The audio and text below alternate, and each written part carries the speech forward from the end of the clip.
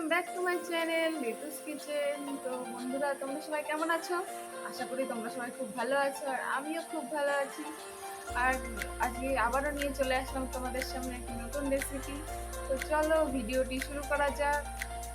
তো রেসিপিটি করবো আমি বাটা মাছ দিয়ে, বাটা মাছের শস্য বাটা। তো চলো রেসিপিটি করতে আমার কী কী লাগছে সেগুলো আমি দেখে নিই।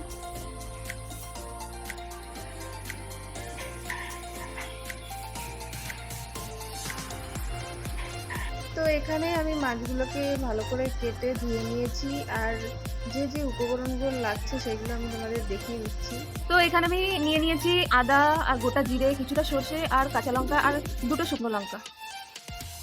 এখানে আমি আদা জিরে আর লঙ্কাটা পেস্ট করে নিয়েছি, আর এখানে আমি আলাদা সর্ষে বেটে রেখেছি। এবার আমি মাছের গায়ে লবণ হলুদ মেখে নেব। পরিমাণ মতো দিয়ে দিচ্ছি লবণ, আর দিয়ে দিচ্ছি হলুদ আর একটু সরষের তেল। মাছে আমি লবণ হলুদ মেখে নিয়েছি, এবার আমি এটাকে ভেজে নেব। কড়াটা আমি চাপিয়ে দিয়েছি, এটা গরম হতে দেবো। কড়াটা গরম হয়ে গেছে, এবার আমি দিয়ে দেবো পরিমাণ মতো সরষের তেল। তো তেলটা গরম হয়ে গেছে, এবার মাছগুলো আমি দিয়ে দেবো।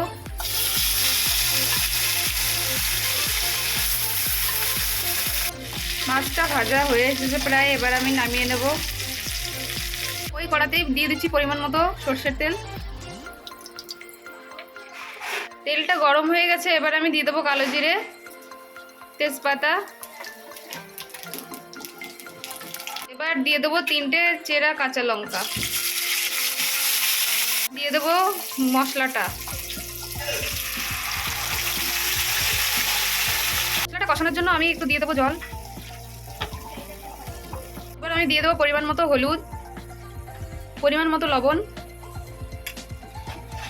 মশলাটা আমার কষানো কমপ্লিট, এবার আমি মাছটা দিয়ে দেবো। দিয়ে আমি একটু কষতে থাকবো। মাছটা আমার কষানো কমপ্লিট, এবার দিয়ে দেবো আমি পরিমাণ মতো জল।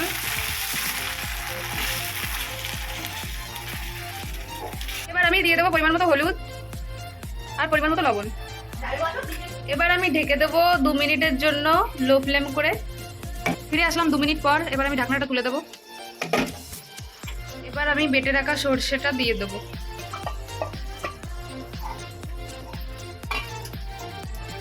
এবার আমি 2 মিনিটের জন্য ঢেকে দেবো। আসলাম 2 মিনিট পর, এবার ঢাকনাটা তুলে দেবো। তরকারিটা হয়ে গেছে, এবার আমি নামিয়ে নেব। আমার বাটা মাছের শস্য বাটা রান্না কমপ্লিট, এবার আমি নামিয়ে নিয়েছি। এটা খেতে অসাধারণ, তোমরা এটা বাড়িতে অবশ্যই ট্রাই করে আমাকে জানিও কেমন হয়েছে খেতে। আর ভালো লাগলে লাইক কমেন্ট শেয়ার এবং সাবস্ক্রাইব করতে ভুলো না। তো ফিরে আসছি নতুন ভিডিও নিয়ে। টাটা। আর ভিডিওটি দেখার জন্য ধন্যবাদ।